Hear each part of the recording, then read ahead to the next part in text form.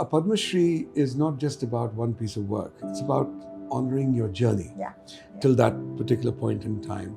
And it's been a very, very fruitful but tough journey. Padma Shri was, pinned on my chest when I was sitting in that incredible Darbar hall.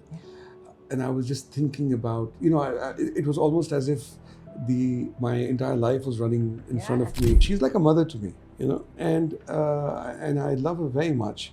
And while we love each other, we fight with each other, like mother and son. And there are times when she scolds the living daylights out of me, and I just quietly listen and yeah, okay, They know that by me approaching them, I'm not insulting them.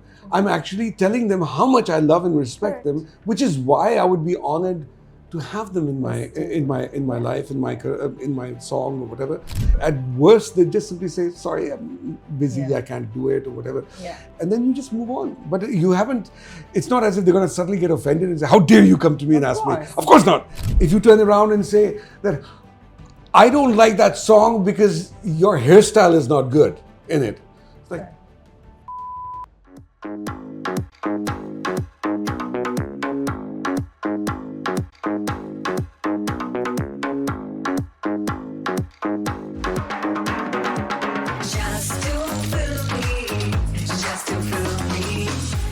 The last time we spoke, I hadn't addressed him as Padma Shri, but I'm going to do that this time. Padma Shri Adnan Sami, thank you so much for joining me today. Thank you very much. It's my my pleasure. I'm so happy for you because you deserve it. Thank you very much. What does the honor of Padma Shri mean to you? Oh, it's the ultimate blessing. Because a Padma Shri is not just about one piece of work. It's about honoring your journey till that particular point in time. And it's been a very, very fruitful but tough journey. And with a lot of trials and tribulations, and it's been incredibly heartwarming, heart-wrenching. There have been some hard tragedies also in that, but beautiful memories and some wonderful moments in my life. And to have been honored with that and to be recognized for that is something that is extra special. And I truly missed my father and mother during that time. I can imagine. And because I know that my father in particular would have been very, very proud, because he was part of that journey. Of course. And it was something that I could never thank the government enough for. Well, congratulations, because it's also a nod to those who bought your cassettes. And this is such a special memory. That's what I'm saying, that, it couldn't have been possible without the audience and the love that they gave me. And they continue to give me, because this is something that I actually share with them, because it wouldn't have been possible without the love that they gave me. And even before the Padma Shri was pinned on my chest, when I was sitting in that incredible Darbar hall, and I was just thinking about, it was almost as if my entire life was running in front of me, and I was saying to myself that this is honoring that journey. And I'm sitting in this hall which has been part of such tremendous history. Absolutely. And in this very hall, I'm being given this honor. Was surreal. It is amazing. It is incredible. The reason I say cassette is because I remember going to buy a cassette, and it was a cassette of Kabhi Toh Nazar Milao. And that was the cassette we bought, and it was a big deal because we were rewarded your cassettes. If we did well in our tests, then you get a cassette, this month. And I remember saving up for that cassette. And that had a duet between you and Asha ji. Yes. And oh my God, life comes full circle, because here we are, as many years later. And I'm also sitting here in his wonderful office on the occasion of a new release, which has you and Asha ji again. Yes, absolutely. Wow. This is what they say, circle of life. Yes. I get goosebumps thinking of the possibilities of this. Because when you collaborated with her in the 90s, she was already a legend. Yes. The ability to still collaborate with her is a grace. Absolutely. What do you have to say about that? Well, I mean, she is, mashallah, she's 91 years old. And, rather, let me correct myself, she's 91 years young. Because her heart is still as young as ever and as adventurous as ever. And, she is blessed with a voice that is still belting out those incredible tans and murkis and incredible chops that she still has is something which is quite a phenomenon. There's not many people who can do that at this age. And so, it was something that is very special for me. And she has a special love for you. Yeah, I mean, on a personal note, I mean, she's like a mother to me, and I love her very much. And while we love each other, we fight with each other, like mother and son. And there are times when she scolds the living daylights out of me, and I just quietly listen and yeah, okay, and. Sometimes I get upset with her, gile shikwe, and so these things happen, but it doesn't take away the love and most importantly respect that I have for her. I think she's also managed to change the course of your life, not once but twice. Yes, she's been a very important part of my journey, and I mean. Like, for example, in Kabhi Toh Nazar Milao, during that time, I mean, I called her up and I said to her that, look, I'd like to record some new stuff with you, and let's get together in London and do this. And she said, okay, listen, why don't we get together in Bombay? And I said, well, I don't really know. She said, listen, if you want to do stuff in Hindi, Bombay is the capital. यहाँ से अगर करोगे तो पूरी दुनिया में फिर वो चीज़ फैलेगी. So luckily, I listened to her advice, and I came over to Bombay. I had already recorded Kabhi Toh Nazar Milao in London with her, but we were going to work on some new stuff. And then, I decided to give Kabhi Toh Nazar Milao to a record company over here. And the rest is history. The rest is history, yeah. And she's also the reason why today you're a proud Indian. Oh, I mean, had I not come here, you see, the point is that it's like a dominoes. Yeah. I mean, had I not come here, my career wouldn't have taken off over here. I wouldn't have started living here. I wouldn't have fallen in love with the country and the people. And they wouldn't have fallen in love with me either. So this relationship, is and all the events that unfolded thereafter are all rooted in her wisdom and her suggestion of coming over to Mumbai. Yeah. And so yes, absolutely right. I mean, everything has a beginning, and she was the one who sparked it all off. Sparked it, and here you are. Can I please give you a compliment? Aao Na, the song, as modern as it is, because what is modern really? It is an expression of our times. Yes.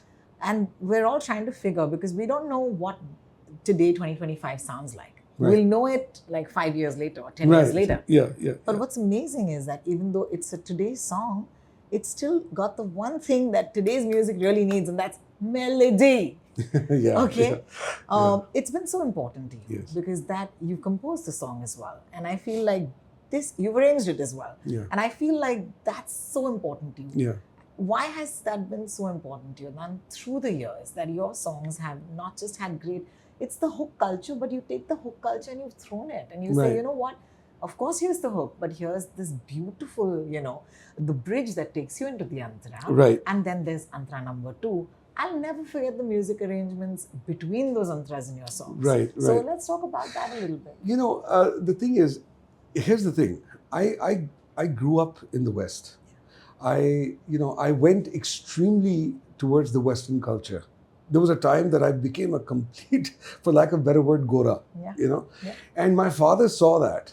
And my father was, was always a very progressive person, but also believed in the importance of being strong in your foundation.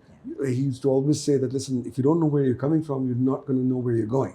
So that was when he saw that ये तो बिल्कुल ही वहाँ का, because I was in boarding school in England also.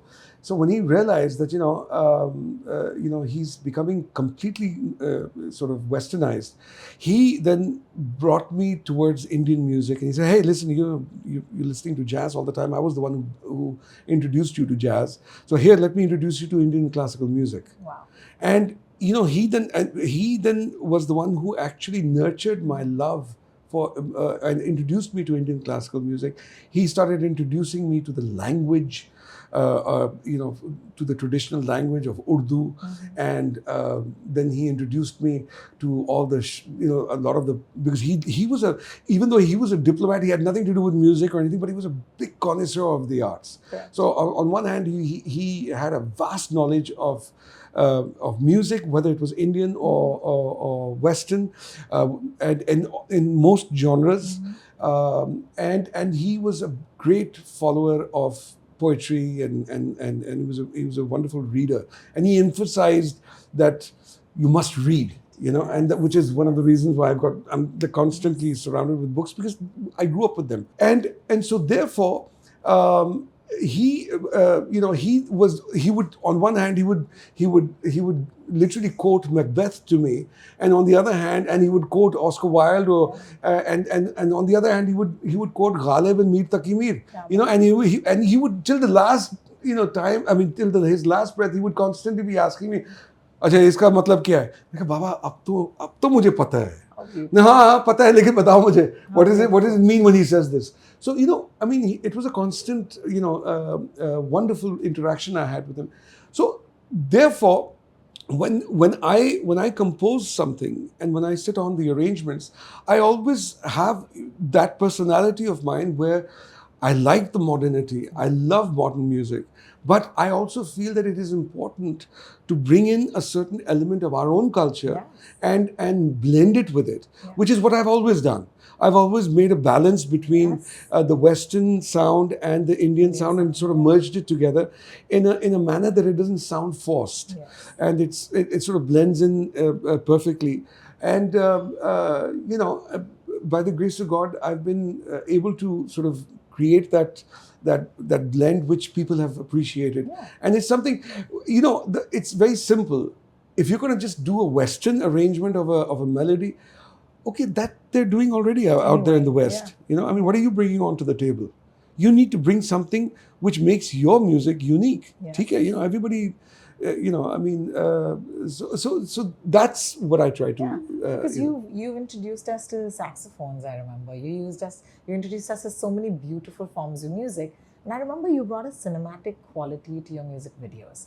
Your videos were mini movies. Yeah. Do you remember Mr. Adnan Sami? Oh my God.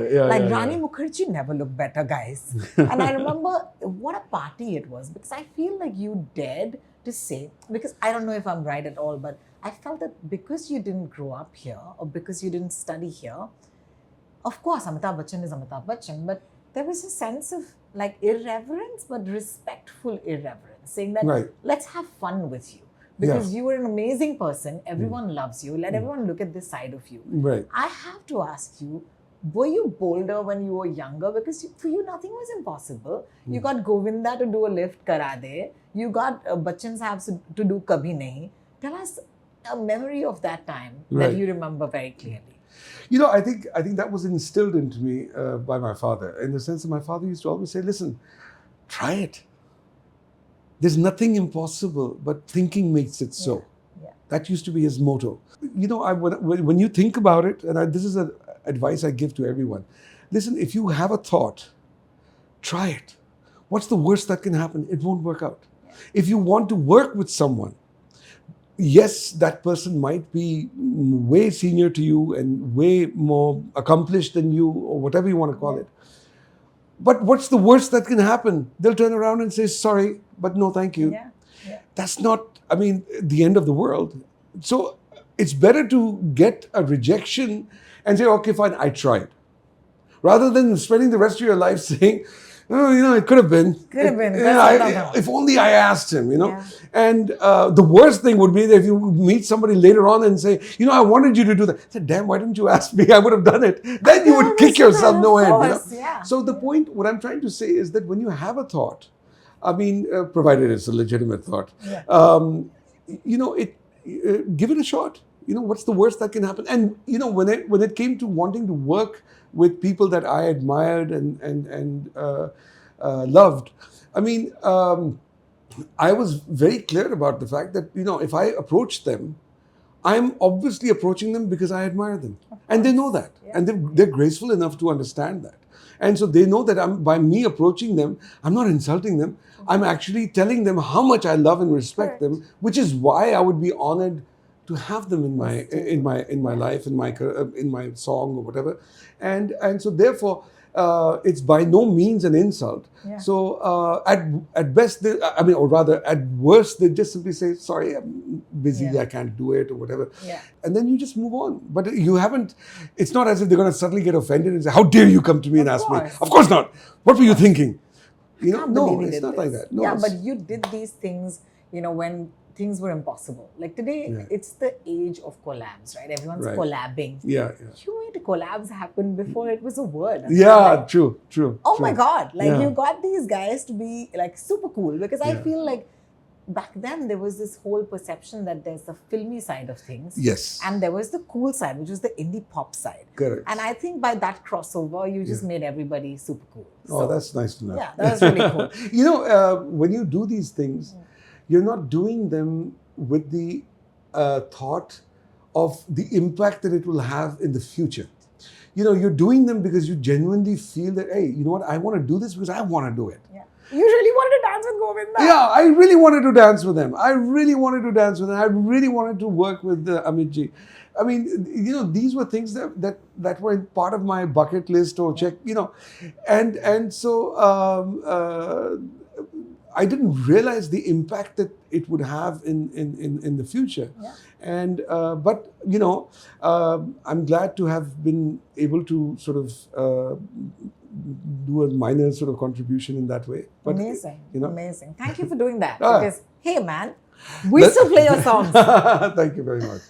Speaking of today's music and the fact that you launched a song, it's on YouTube, my God, everything's changed, right? Yeah. What is it that you absolutely love about making music today? And what is it that you can't get your head around? Well, today when I make music, I'm still a kid in a candy store. I mean, I suddenly, the only time when first of all, I don't take myself seriously.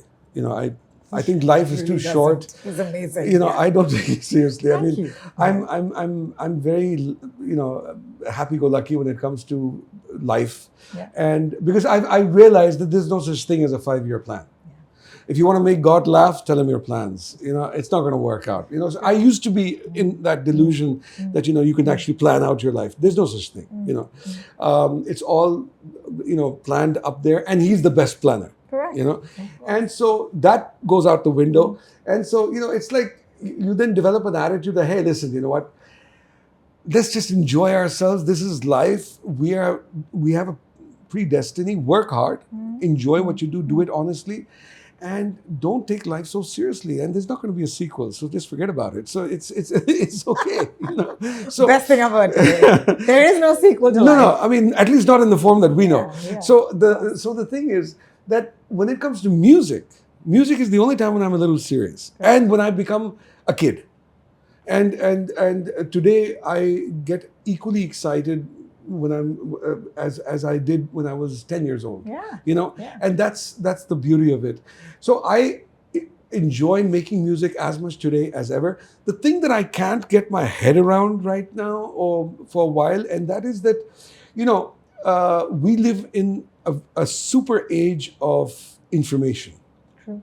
Yeah. And there's a tremendous amount of over-analysis about everything. True. You've got algorithms. I mean, you just sort of say handbag, and suddenly, boom, in your social media, you're going to be bombarded with handbags. It's like, excuse me, I didn't even do a search on this. Yes. But I'm just suddenly being bombarded with handbags. And sometimes, you sort of say, handbag, and then you put your mouth over here and say, sorry, I didn't mean that. Don't bombard my timeline. You know what's happening to his timeline after this interview? He said handbag. So, what happens is that, you are being heard. And so therefore, there is such a tremendous amount of access to information and data that it's very intrusive, and what is happening is that this is also intruding into the creative field, in the sense that you see, it's great to have tools to help you, but the word that needs to be concentrated upon, that they're there to help you. They're not there to dictate to you. True. They're tools. They're tools which are to aid you. So what is happening right now is that, music, even films for that matter, are being taken over by the corporates. Now, the corporates, I'm not going to get into the cinematic part of it right now, but it's there for everybody to see. But I'm going to talk specifically about music. A lot of the times what is happening is that they are allowing music to be dictated by the data. And so they're turning around and trying to tell music composers out there that, look, this kind of a trend is working, make a song on this kind of a trend. Make this, the listeners are from this age group to this age group, so make a song that this is going to work. So excuse me, okay, the majority of listeners of today might be from this age group, but what about that age group? What about the age group beneath that? And if you are so what is happening is that the data is dictating what should be composed, and at the end of the day, what is happening when people are turning around and saying, well, there's no music that is lasting, and okay, information is moving at a ferocious pace. What was breaking news this morning becomes very stale in the by the afternoon. And so similarly, that goes with everything. Trends as well. With trends as well. So the thing is that when you are making something which is being data driven, then you are not, you're only trying to cater to the flavor of the moment. True. Whereas, why is, people turn around to me all the time and say that, why is it that, music of the past is still relevant today? Because it was never created for the moment. It was never created for fulfilling an appetite of data. It was made from here. And it reached there. It's an emotion. Absolutely. It's not a statistic. Music is an emotion. And this is something that they can't understand. That, it's an emotion, and it's not a soap. True. So it's not a product.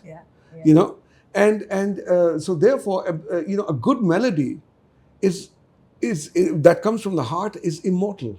True. A soap will finish no matter how good it is. So true. And that's what you've given me with Aao Na, and that's why I'll come back to that song right now. No, because it's a song. How do I say this? It's not a hook. I'm sorry. I know that we have... talking about a hook, it's like today, everything is becoming so fast food. No?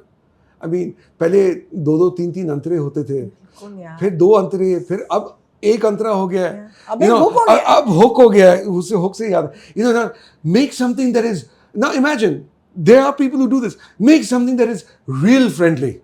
It's like, okay, fine. It's like, there used to be a 3-day test in cricket, then there was a 1-day match, and then there was now there's 2020, and then there's a 10 over 1. There's going to be a time when they're going to just say, right, okay, right. Toss karke khatam karna. Exactly.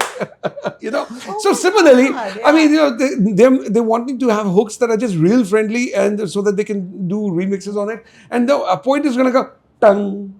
Yeah, and that's it. Do you like it? Oh my God. Of everything that I want to talk to you about, of course, the music is always, 90%.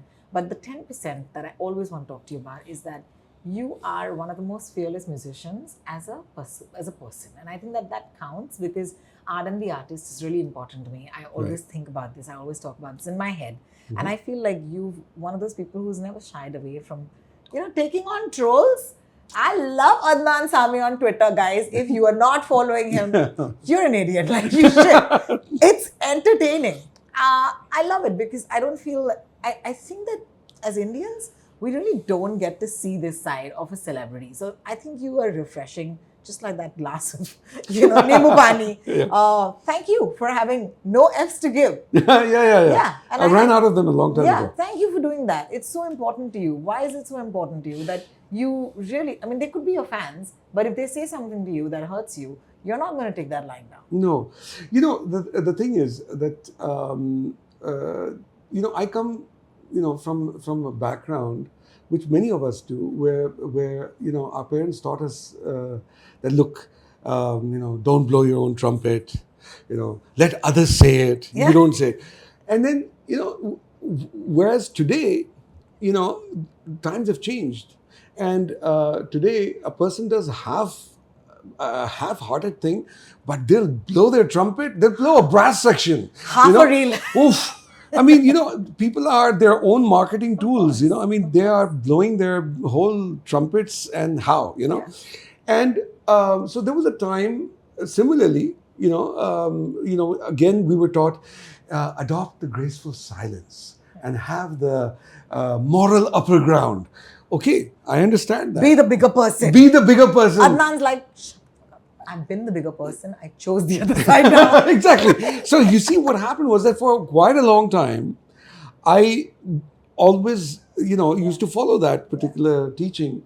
And then I realized that because of the times that have changed, I realized that because now the trend and the mood is that, you have to say your piece. Yeah, it's no longer good enough to just be sitting on the fence, as it were. Also, you have to take sides. It's one of those things. So I realized that that when people started to troll me on my personal life, I realized that my silence, or that whole dignified silence, was being misinterpreted as weakness.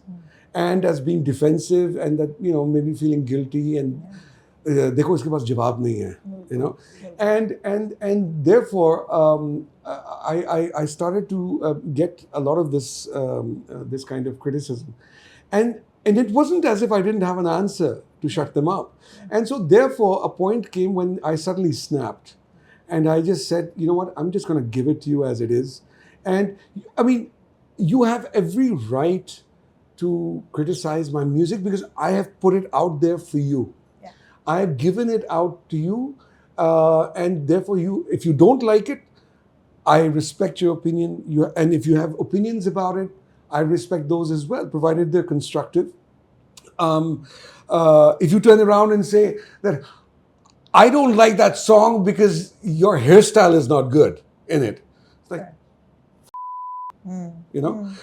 but the point is that I don't give you the right to judge me on my personal life or my family or my personal decisions. Yeah. They're mine. I never gave that right to anybody else to judge.